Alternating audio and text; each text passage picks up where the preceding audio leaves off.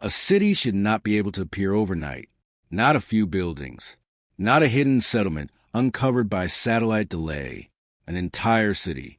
83 square miles of streets, apartments, schools, hospitals, subway tunnels, courthouses, power stations, churches, corner stores, playgrounds, drainage systems, maintenance records, tax archives, birth certificates, dental files, traffic fines, and 42,611 living residents who all insisted they had been there for generations.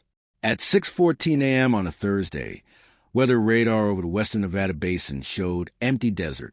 At 6:29, the same scan showed urban heat blooming across the sand like a wound opening in the earth. By 6:47, commercial pilots were reporting a skyline where there had been nothing but mineral flats and scrub. By 7:05, state police had sealed the only highway leading toward the place because the highway itself had changed. Fresh asphalt extended from nowhere into a 6-lane arterial line with lampposts still warm from current. The first footage looked fake. Glass towers reflecting a sunrise they had no right to witness. School buses running routes. Pedestrians carrying coffee. A city already in motion, as if the world had forgotten to include it until morning and then corrected the omission all at once. They called it Orison because no existing map had a name for it, and because people tend to name the impossible before they understand it. Dr. Selena Anwari arrived with the Federal Anomaly Task Group just after noon. She had spent most of her career studying false patterns, hoaxes, manipulated datasets, mass cognitive contagions. Her work was usually about finding the trick, where the lie bent light, where the story asked too much of the evidence. Orison offended her professionally because it offered too much evidence. Utility lines fed into substations that fed into homes that fed into smart meters carrying 10 years of usage logs. Sewer tunnels showed mineral were consistent with long-term flow. Trees along the boulevards had ring counts matching their apparent age.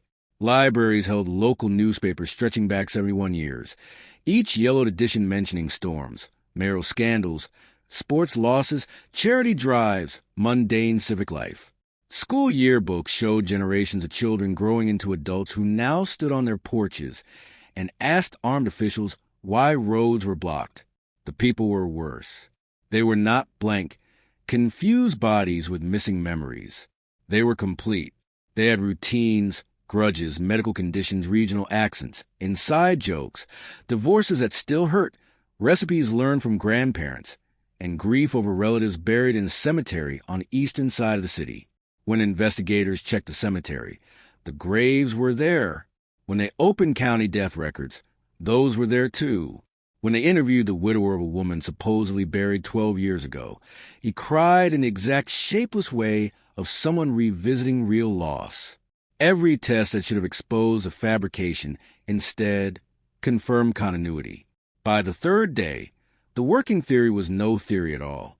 The official language called Orison an emergent jurisdiction pending constitutional review. Unofficially, people began saying miracle, invasion, simulation, dimensional overlap, government experiment, punishment, prophecy. Cable panels did what cable panels do when reality outgrows expertise. Celine ignored them and built her team. Jonah Ease, forensic archivist, a patient man with the posture of someone who trusted paper more than people. Mara Voss, infrastructure analyst, former military engineer, blunt enough to make machines seem diplomatic. And Emil Dren, a cognitive interviewer whose gift was making frightened witnesses talk as if fear were a coat he could help them remove. They rented a dead office on the 13th floor of Orison Municipal Services, where the coffee maker had been used that morning, and the maintenance staff complained about the smell of solvent from a renovation that, according to contractor logs, had started 3 weeks earlier. Through the window, the city looked ordinary in the cruelest way. Children crossing intersections, construction cranes pivoting over half-finished condos, laundry on balconies, life mid-sentence. The first inconsistencies were microscopic. A utility map in the city archives used a drafting notation that had not been standardized until 4 years after the date on the document. 3 employee records in the Transit Authority listed supervisors who, according to those same records, had died before they were hired. A 10-year-old mural in a middle school gym used pigment compounds not sold commercially until the previous spring. None of it was dramatic. Every large bureaucracy contains errors. But Jonah kept finding them, not as isolated mistakes, but as hairline fractures running through different systems. Celine mapped each inconsistency on a wall-sized display. She expected randomness.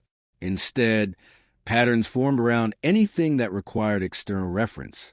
Local history was dense, textured, overbuilt, but the farther a document reached into the wider world, the more it trembled.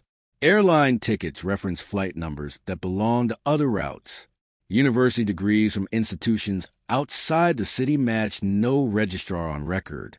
Social security traces existed, but only until they touched older federal backups, where links dissolved into corrupted fields and duplicate identifiers. Orizin's residents had histories. Yes, but those histories grew less stable the farther they extended beyond Orizin itself. It was as if the city had been written with extraordinary care, then stitched into the world by someone who had only skimmed the rest. Celine interviewed a woman named Rena Okafor on the 5th day. 47, pediatric nurse. 2 sons, a mortgage, a laugh that arrived cautiously and then all at once. Rena remembered childhood summers in Mobile, Alabama. She described the house, the peeling porch paint, the smell of river mud after rain. She remembered her father's funeral, the hymn they played, the feel of the church dress at her shoulders. Her emotion was immediate and unforced. "What was your father's name?" Celine asked. "David Okafor." "Middle name?" Rena paused. It was a tiny pause, the kind people make all the time.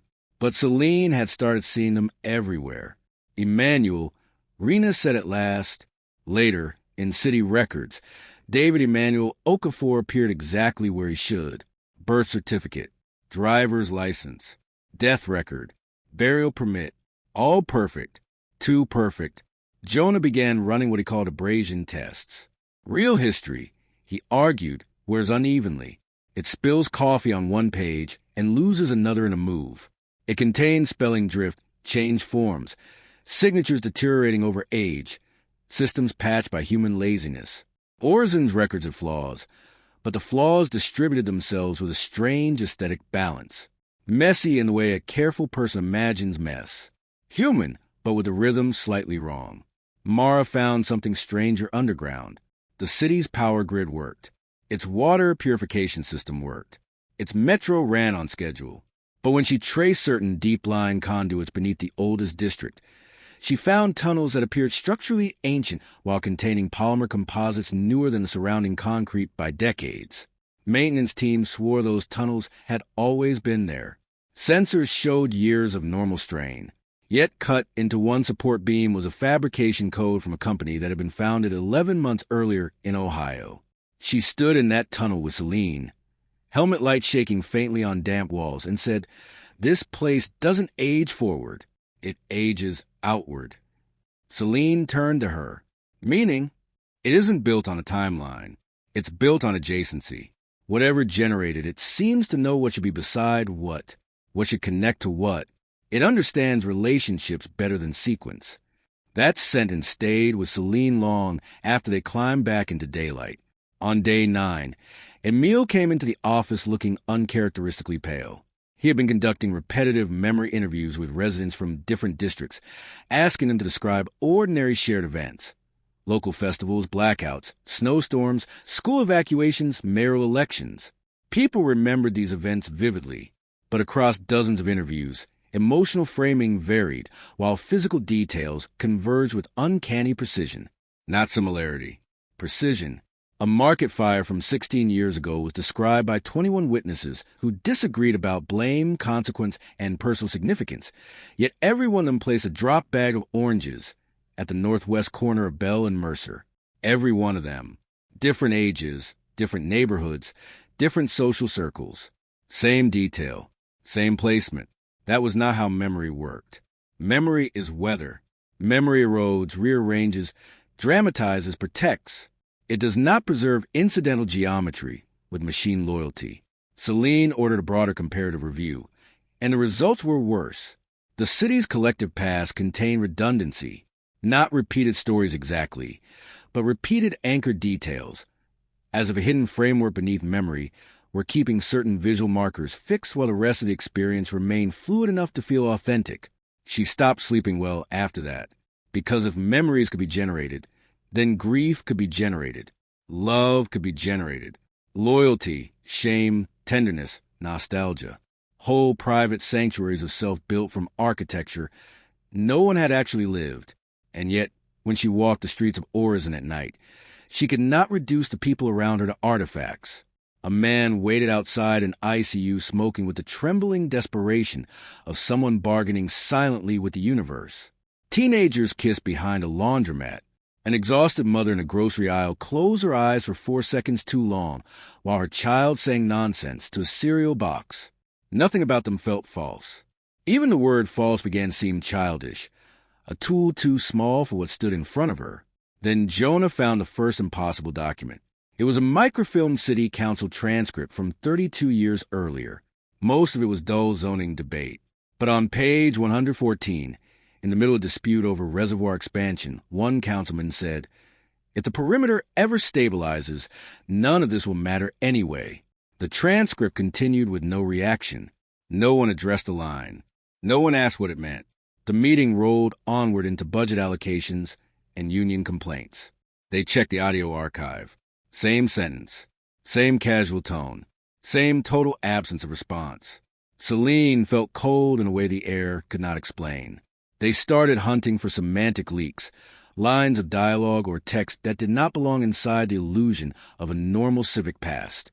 They found more. A school principal in a 20-year-old voicemail. "Will reopen once the duplication issue is resolved."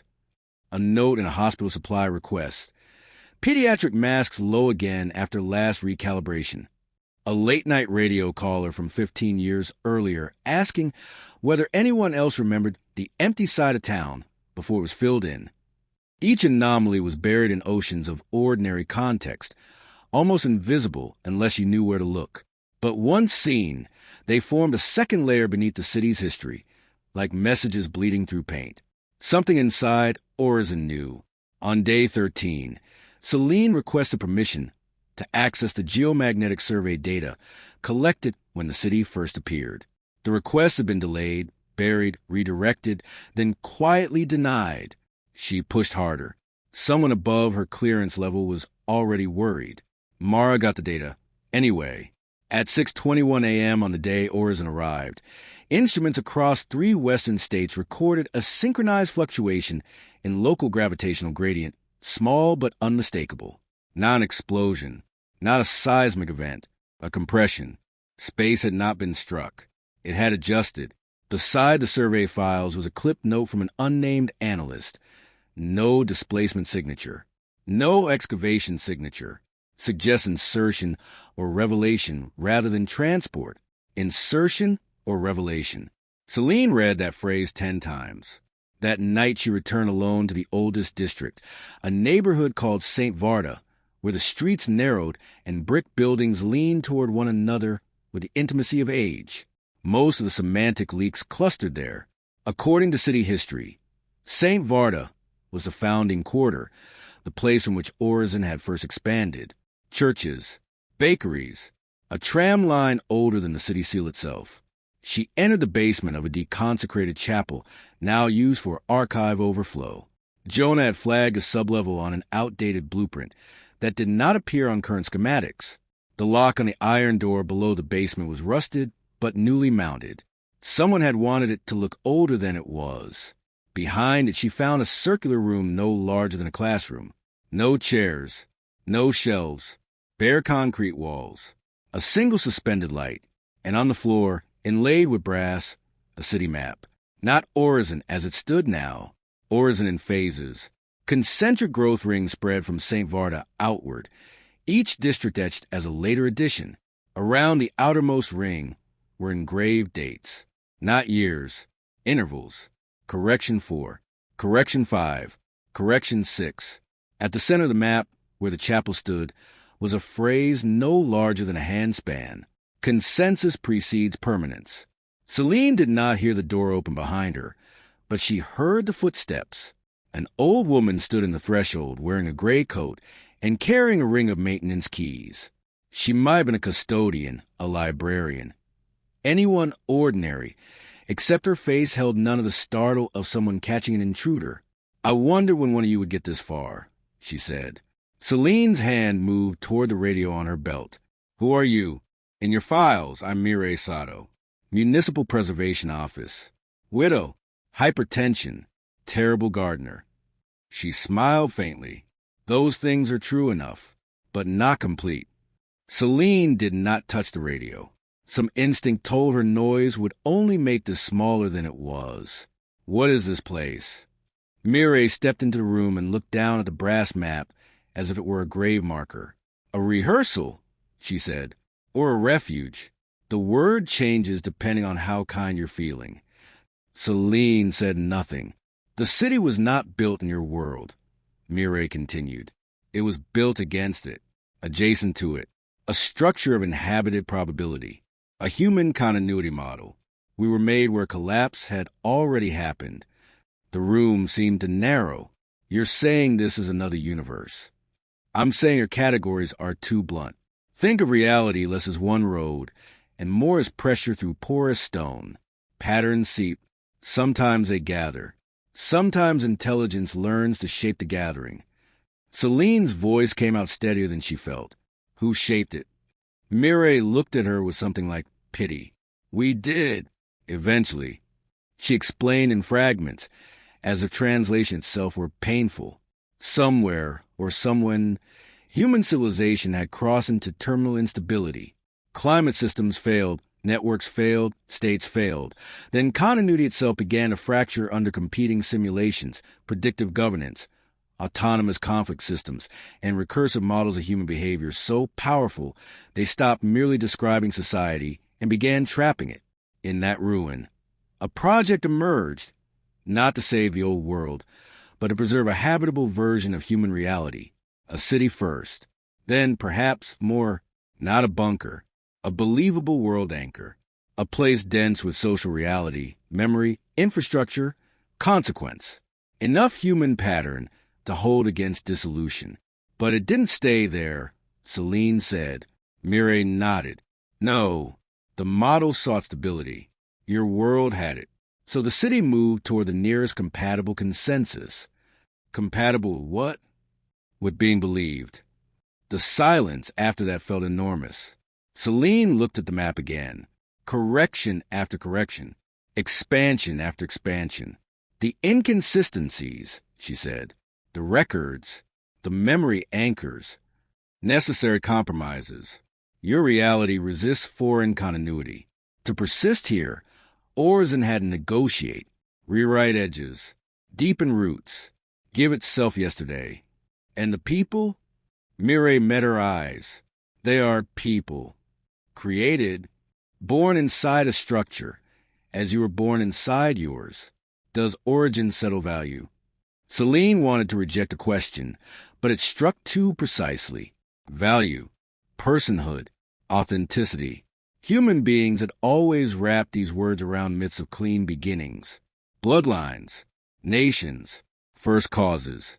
As if anything in the universe arrived pure and unentangled. "Why do some of you know?" Celine asked. "Most don't. Knowledge destabilizes consensus. But a few custodians remain to monitor integration. We hope the seams will hold longer. And they won't." Mireille looked upward, toward the city above them. "They're thinning. Your investigation accelerated it. Not because truth is dangerous. Exactly. Because attention is. Reality notices itself through minds like yours." That was the closest thing to accusation she had heard, and it hurt because part of her believed it. If the seams fail, what happens? Mireille took a long breath. Best case? Orzen becomes fully ordinary. History hardens. The inconsistencies fade. We remain, and no one can ever prove we were anything else. Worst case, she let the sentence die. Worst case what? The city remembers it was provisional. Celine thought of 42,000 people sleeping in apartment blocks, arguing with spouses, studying for exams, healing from surgery, making lunch plans. She thought of children who would wake tomorrow believing in continuity, with the absolute innocence all children deserve. If I expose this, she said, I could destroy them. If you bury it, you could destroy your own world more slowly. We don't know how much insertion it can tolerate. Origin may be first because it succeeded. The horror, and that was almost elegant. One city with a fabricated past was a miracle. 2 would be contagion. 10 would mean replacement by accretion, reality edited through inhabited approximations until original history drowned beneath better-stitched alternatives. Celine asked the final question because she feared she already knew. Was your collapse inevitable? Mireille's expression broke then. Not dramatically, just enough to show the exhaustion beneath whatever role she had carried for however long this city had been trying to exist. No, she said. That was the worst part. It was ordinary. It was preventable. It was made of delays, incentives, ambitions, convenience. The same materials every civilization mistakes for stability right before the floor gives way. When Celine returned to headquarters before dawn, she did not file the full report. She wrote 2 versions. One was official, sanitized, technical. It detailed anomalies in civic records, recommended containment, long-term observation, and strict limits on federal recognition until deeper integration effects could be studied. The other she sealed and distributed dead drops across agencies, universities, and private archives. Time for release if Origin expanded, duplicated, or if corresponding gravitational signatures appeared elsewhere on Earth. Then she walked out onto the roof of municipal services as the city woke beneath her. Sunlight climbed over towers that had no origin except need. Streetcars moved. Bakery vents released warmth into the morning air. Somewhere below, a radio played an old song that had never been written until the city required it, and perhaps it always existed, because now someone was listening. Celine understood then that reality was not a fortress. It was an agreement under pressure, a living negotiation between matter, memory, and witness. Origin had not simply appeared overnight. It had argued its way into existence, using every human texture it could gather. History, paperwork, grief, routine, love, until the world made room. And the investigators, for all their rigor, had uncovered something more frightening than a hoax or invasion. They had found that the universe did not necessarily distinguish between the real and the well-enough remembered. Weeks later, far from Nevada, a survey drone mapping floodplain changes in northern Argentina transmitted a corrupted image before going dark. Analysts would argue for days over whether it showed sense of bloom, atmospheric distortion, or a software artifact.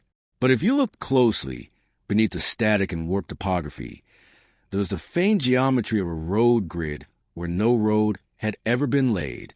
And at the center of it, just visible in the noise, the shadow of a water tower waiting for its city to arrive.